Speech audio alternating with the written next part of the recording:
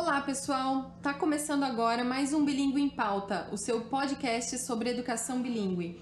E no episódio de hoje, vamos falar sobre formação de professores bilíngues e o processo de seleção nas escolas. Acompanhe a gente nesse bate-papo incrível!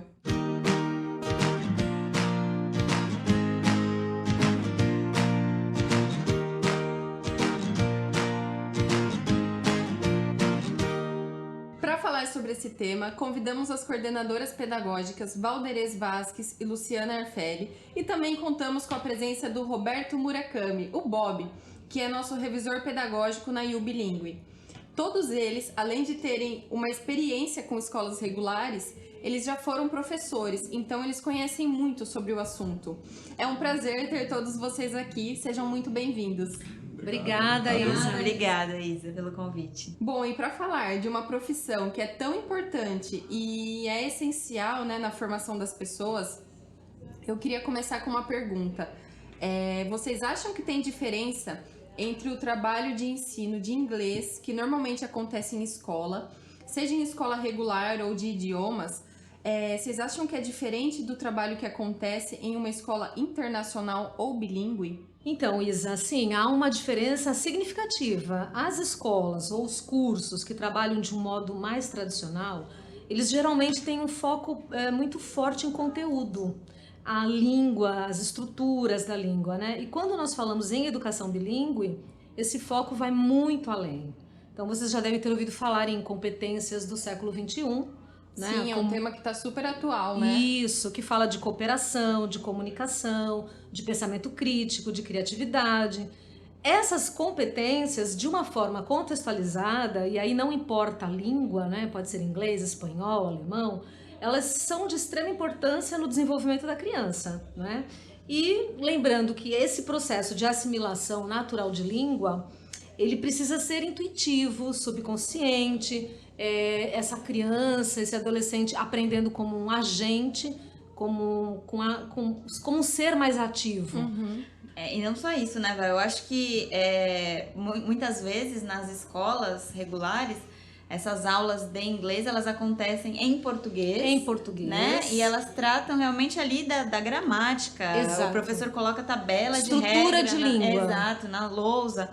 E na educação bilíngue isso não vai acontecer, né? É o que você falou. É um processo natural, intuitivo, as aulas vão acontecer na língua-alvo, então elas vão acontecer em inglês e os alunos vão ter vivências nessa língua. Exato, porque a língua ela é viva, né? É algo que é orgânico, então esse processo de aquisição, ele tem que ser baseado em práticas e numa continuidade. Uhum. E as escolas que trabalham de uma maneira tradicional, focadas em estruturas, estão, talvez, do meu ponto de vista, descuidando um pouco dessa parte das práticas de linguagem. A Lu comentou sobre a questão do professor, né? Que ele acaba usando a lousa para ensinar as estruturas gramaticais. E a Val falou também que esse processo vem mudando, né? Nesse contexto, os professores bilíngues, por conta de toda essa mudança na educação que vem acontecendo, eles precisam ter uma formação mais ampla e menos conteudista, então? Com certeza, Isa, essa formação agora, ela, mais do que nunca, ela precisa ser cuidada, né? Esse professor, ele precisa se desconstruir de alguns conceitos, da maneira pela qual ele aprendeu, porque isso está muito enraizado também, a forma que eu aprendi e agora a forma que eu quero interagir, que eu quero ensinar, que eu quero formar os meus alunos, ela vai ter uma diferença da maneira pela qual eu aprendi. Então, esse professor, ele precisa ter esse olhar para essa formação.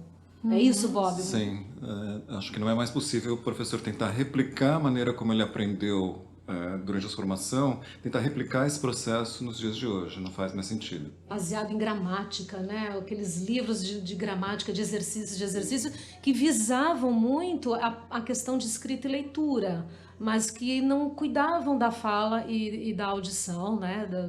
Dessa capacidade de ouvir e falar. É muito interessante que vários professores comentam, mas eu aprendi assim, funcionou, olha, eu tô aqui, falo inglês super bem e deu super certo, né? Só que não para pra pensar que as pessoas de hoje não são as pessoas de antes, tudo muda, né? O meio Evolui. ambiente todo mudou. Muda. Então, assim, as áreas mudam, a medicina evolui, a engenharia... As famílias mudaram. Exato. E por que não a pedagogia vai evoluir, vai modificar também, né? Então, esse aluno de hoje, ele é completamente diferente do aluno do passado, porque a sociedade é outra, a forma de interagir com o mundo, interagir com o outro é completamente diferente. Então, não dá mais para o professor se utilizar como exemplo. Se serviu para mim, vai servir para todo mundo, para os alunos de hoje, porque isso não é verdade, né? E pensando que esse estudante do passado, ele era muito passivo. E o estudante hoje, o aprendiz de hoje, ele questiona, ele pergunta, ele é crítico, porque isso nós estimulamos, né, nas crianças de hoje. Então, como você trabalha com pessoas tão diferentes agora? Eu preciso mudar o meu jeito de ensinar. E esse aluno era passivo porque também, muitas vezes, a maior fonte de informação que ele tinha era esse professor, que estava ali, né, para despejar todo o seu conhecimento em cima dele. E hoje não. Hoje o aluno tem a informação aí em qualquer lugar, ao alcance de um clique, né? Sim. E o professor, então, ele precisa ter um outro papel, que não é o papel de despejar informação, ele é um papel de mediar, de orientar, de guiar aí nesse fluxo de informação que está por todos os lados. É isso mesmo. E esse novo formato, né, essa nova maneira do professor de ensinar, né, de passar a informação, transmitir o conhecimento, ele reflete diretamente, né, na proposta que a escola tem, na proposta pedagógica que a escola tem com relação ao inglês e a didática dela, enfim. E com todo esse movimento da educação bilíngue, vocês acham que a escola tem facilidade de encontrar esses professores, né, que atuem com educação bilíngue, ou vocês acham que é mais difícil de ter esse profissional mais qualificado no mercado? Bem interessante essa pergunta, né, Lu e Bob, porque, na verdade, assim, o mercado está exigindo bastante, porque agora nós temos um movimento de escolas bilíngues, de escolas internacionais, e esse movimento ele vai exigir profissionais da área, professores, coordenadores, monitores. Sim. E esses professores, eles estão aonde? Qual é a formação? Eles atendem a essas necessidades, não é, Bob? Sim. Eu acho que é importante que o profissional dessa área ele entenda que então, as coisas mudaram, né? Então, hoje em dia, não só a informação ela é mais ampla e é mais fácil de encontrar, mas também acho que o modo de aprender hoje ele é diferente porque o conhecimento ele não é tão compartimentalizado como ele era no passado. É importante que o profissional dos nossos dias ele entenda que as coisas, o conhecimento ele permeia várias áreas e ele precisa estar preparado para lidar com isso. Ele não precisa aceitar ser, isso. de fato, um especialista em, por exemplo, ciências para se aprofundar sobre aquele determinado assunto, né? Não, mas com certeza as ciências vai fazer parte da vida dele escolar lá com seus alunos. E ele precisa se apropriar, assim, de alguns conhecimentos. Ele agora precisa ampliar esse repertório também. Sim. E além disso, a gente também precisa estar atento à legislação, né? Então, um professor que vai atuar em educação bilíngue, na educação infantil, no ensino fundamental 1... independente de tudo isso, né, que vocês falaram, que é muito importante, ele precisa ser um pedagogo, isso é fato. A gente não pode fugir da legislação. Perfeito. E o professor que vai atuar nos anos finais, aí ele precisa ser licenciado em letras. Então, por isso que a gente fala que é mais difícil para as escolas, porque tem essa formação que ela é necessária, ela é importante, ela dá uma base muito boa, pedagógica para o professor, mas por outro lado ele precisa ser um professor excelente em língua inglesa, porque ele vai conversar e vai orientar, instruir e mediar situações ali com os alunos nessa outra língua, e situações que vão fugir daquelas palavras, daquelas situações previsíveis de um conteúdo de inglês, né? Vão ser situações, assim, completamente inusitadas, aleatórias, trazidas pelos alunos em áreas do conhecimento diversas, como vocês falaram, de repente ciências, arte.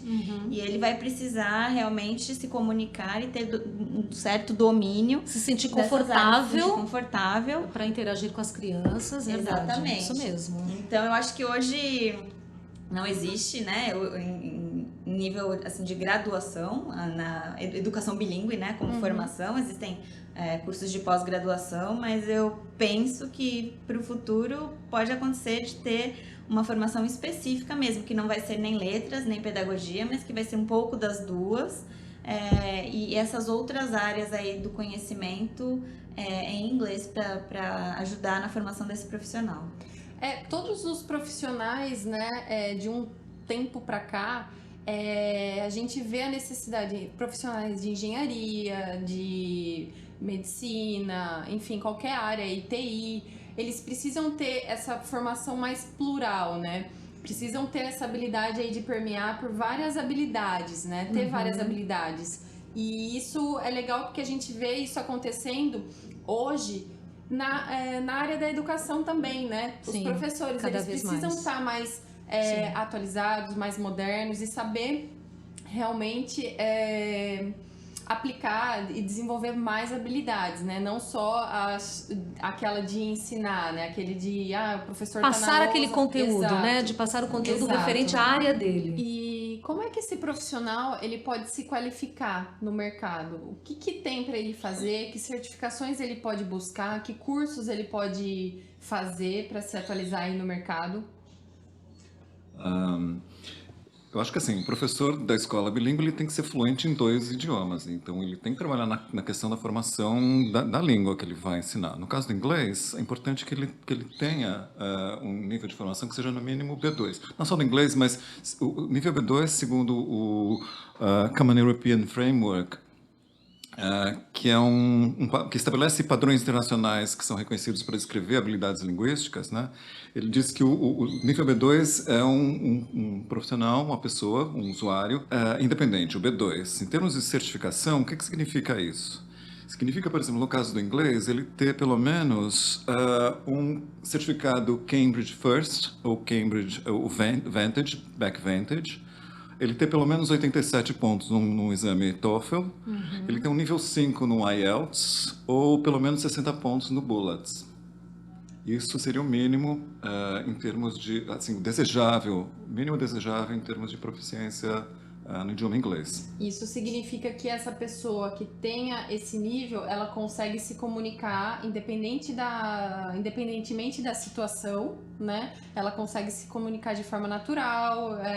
Sem precisar o suporte da língua Sim. materna. Então ele consegue Mesmo desenvolver. que ela não saiba, acho que é uma palavra, ela consegue transmitir aquilo Isso. explicando de uma outra forma. Exato, é isso, Bob, não é? Isso. Ela lida bem não só na questão da fala, mas da escrita, da compreensão oral, da leitura também. Ela lê textos variados, ela é capaz de se expressar suas ideias com fluência e sem causar nenhum estresse na pessoa com quem ela está interagindo, seja ela nativa, um falante nativo do idioma ou não. E isso você está falando de um B2 e existem outros níveis, né, que avançam, que vão só aprimorar. São quantos níveis assim no Então, total? acima do B2 existem mais 2 níveis, que são os níveis de proficiência, o C1 e o C2. Então, quanto mais alto o nível, melhor, na verdade. E abaixo disso tem mais 2 níveis, mais 3 níveis, desculpa, A1, A2 e B1. Perfeito, muito bom. E o Common European Framework, ele trabalha, acho que para quem está ouvindo pode ser interessante, né? Isso a nível de mundo é muito forte, a validade disso. Então, são exames bem confiáveis, que você tem certeza daquelas habilidades para aquele professor, para a pessoa, né? Não só o professor, mas pessoas que se dispõem a ter essas certificações. É bem confiável, não é isso? Sim, o Common European Framework ele estabelece os padrões que são reconhecidos internacionalmente Isso é bem bacana. para descrever a Então, isso vale em todo proficiência, lugar, né? sim, para descrever a proficiência das pessoas em diversos idiomas falados na Europa, né? O Muito espanhol, o interessante. alemão, o francês, não só o inglês. Perfeito, Bob. E essa formação mínima, o professor ele precisa ter para ensinar os alunos que são mais velhos, ou isso serve também, se aplica para todos os níveis da educação? Não, na verdade não. Na verdade, isso é o mínimo que o professor precisa ter em termos de fluência para dar aulas em qualquer faixa etária.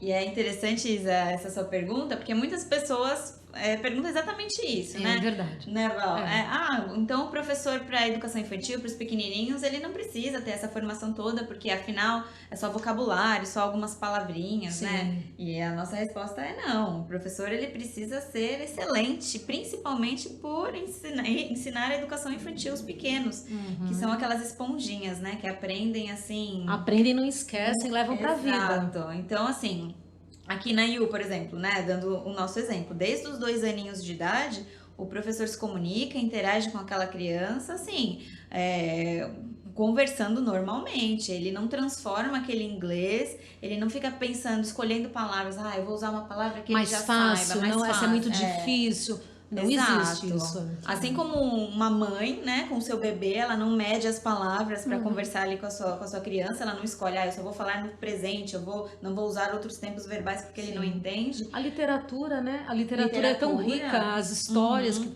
trazem palavras que são mais complexas e nem por isso você vai pular aquela palavra porque não é apropriada para aquela idade, é muito difícil, não existe isso, né? Exatamente, então assim, o professor precisa ter conhecimento. Precisa ter conhecimento, ele precisa ter fluência e isso independente da idade. Exato. E a gente vai além, né? O professor da educação infantil, ele precisa tomar o dobro, o triplo de cuidado porque a criança está aprendendo ali por imitação e ela aprende ali para a vida. E até para depois tirar erros, corrigir erros, a fluência, a pronúncia.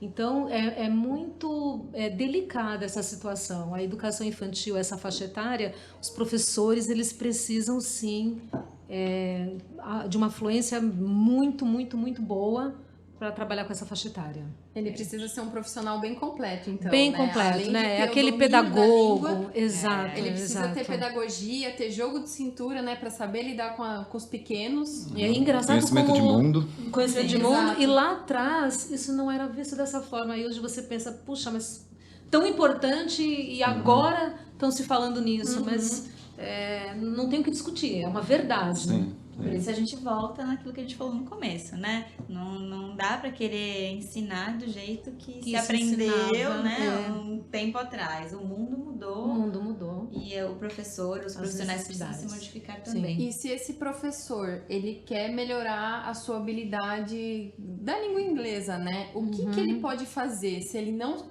se sente seguro? Olha, e até uma pergunta bem interessante, porque hoje nós temos nos contextos, por exemplo, o profissional que tem a formação e que sai com o certificado da faculdade, habilitado, né? Às vezes ele tem o certificado de letras, mas ele não conseguiu atingir aquela fluência, como o Bob falou, um nível de B2 no mínimo, e ele vai para uma sala de aula agora que, de repente, abriu esse olhar para a educação bilíngue. Ele precisa, sim, cuidar dessa língua, não é isso, Bob? Sim. Embora isso não esteja em nenhuma lei, ainda não haja legislação para isso, é muito provável que no futuro próximo, né, além da formação em pedagogia e em letras, algum tipo de formação em língua seja cobrado também, né? E a Isa perguntou da questão dos cursos para esse professor que ele sai de uma faculdade, por exemplo, e ele não se sente seguro de trabalhar nesse modelo novo, nessa nova necessidade. Como que esse profissional pode melhorar a língua? Eu tenho aqui as minhas opiniões. Queria ouvir o Bob até primeiro. Que tem cursos disponíveis no mercado que esse profissional possa fazer? Qual que é a opinião de vocês sobre isso? Esse é um mercado que está em expansão agora, né? Existem cursos de idiomas, cursos regulares, né, de idiomas como sempre existiram, e agora estão começando a aparecer mais ofertas em formação específica na área de educação bilíngue, né? Cursos online, né? Cursos também. online, cursos presenciais também, né? A oferta está aumentando porque é uma demanda por esses profissionais do mercado. Exato. E eu acredito também nesse modelo do autodidata. Sim. Né? Se o professor ele se percebe que a dificuldade maior dele, por exemplo, é em listening, ele tem recursos, ele pode estudar sozinho, ele vai pesquisar essa área. Enfim, eu acho que ele consegue, ele precisa realmente perceber a necessidade dele e buscar essa ajuda. Ele vai conseguir, ele pode ser um autodidata e resolver bem isso com a língua.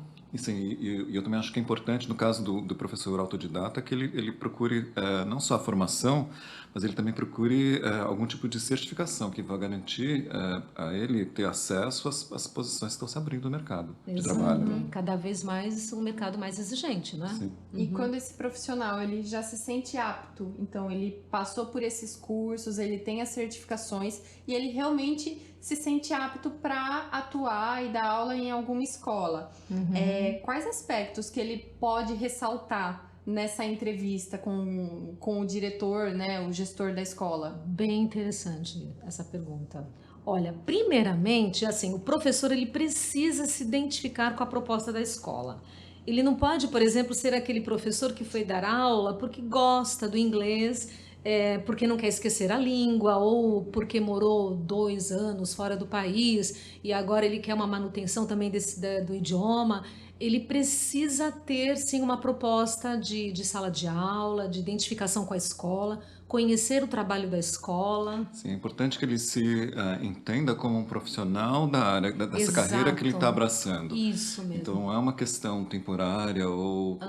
Eu acho que muitas pessoas até, elas, por terem morado fora e conseguirem se virar, né? Saber falar o inglês, de ter uma experiência fora do país, elas acabam vindo e acabam se tornando professores como até um bico, né? E de verdade, isso até ajuda, essa vivência fora do país, o idioma. Não é uma crítica, né, em cima, mas veja, ele vai encontrar uma sala de aula onde ele precisa da pedagogia, estratégias, didática, e se ele não tem isso, ele não vai conseguir sustentar o que ele precisa, um ensino da sala de aula. Eu acho isso é interessante, Paulo, porque quando o professor se vê como um profissional da educação, né, quando ele está atento a isso, então ele acaba ficando ligado a tudo que está acontecendo em volta nessa área. Então, ele viu um curso que vai ajudar na sua formação, ele vai atrás, num bate-papo, um documentário, um vídeo na internet, enfim, ele está com o radar ali aberto, atento a isso, né? Quando tudo. Exato. Quando ele está vendo essa área, a sua atuação ali dentro da escola como um bico, eu estou aqui por enquanto, mas na verdade a minha carreira será outra. Ele perde esse radar atento ao universo da educação. Então há uma dificuldade dele se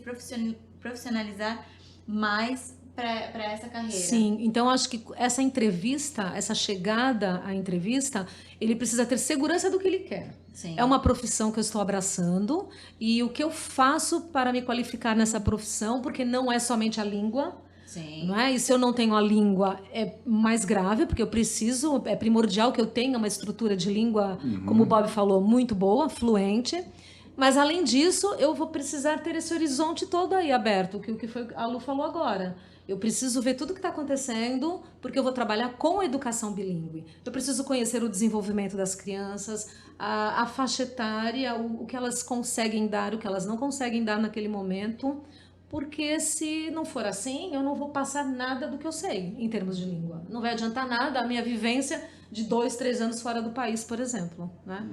E no caso do gestor, por exemplo, que ele está fazendo essa entrevista com esse profissional, como que ele consegue perceber que esse profissional ele é completo e qualificado dessa forma para conseguir dar aula e realmente instruir, né, os alunos da melhor forma? Como que ele consegue perceber isso na entrevista, por exemplo? Os pré-requisitos, eu acredito que ele até consegue analisar bem na conversa, né? Com experiências, ele vai fazer alguns filtros.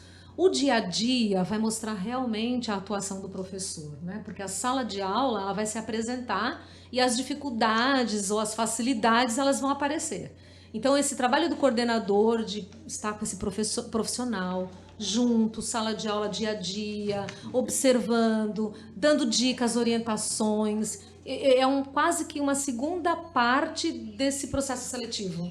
Né? A primeira é um filtro de conversa e muito ele vai conseguir observar e tem na as certificações também, as certificações, né? Exato.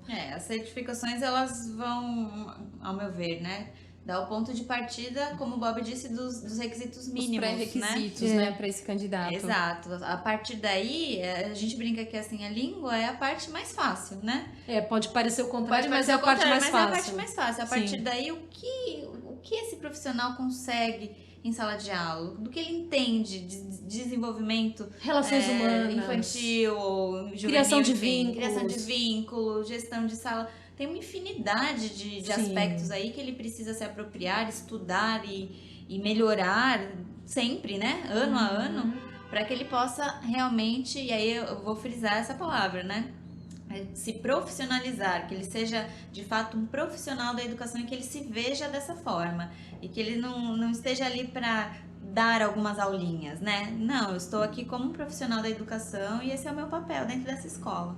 Eu acho que o maior Perfeito. desafio é manter também, né, esse profissional engajado sempre. Sim, né, com a um sala de trabalho aula. contínuo, né? De escola também, né? Sim, faz todo sentido. Uhum. Bom, pessoal, infelizmente nosso tempo acabou e eu quero agradecer a todos vocês aqui pela participação e contribuição nesse bate-papo. Obrigada, Isa, Obrigado. pelo convite. Obrigada, pelo Isa. Foi convite. muito bom, muito bom. bom. Obrigada. E você, ouvinte, gostou? Acompanhe nossos próximos episódios do Bilíngue em Pauta e mergulhe nesse universo da educação junto com a gente. Cada episódio, um assunto novo e sempre com convidados que têm muita bagagem no setor. Até o próximo!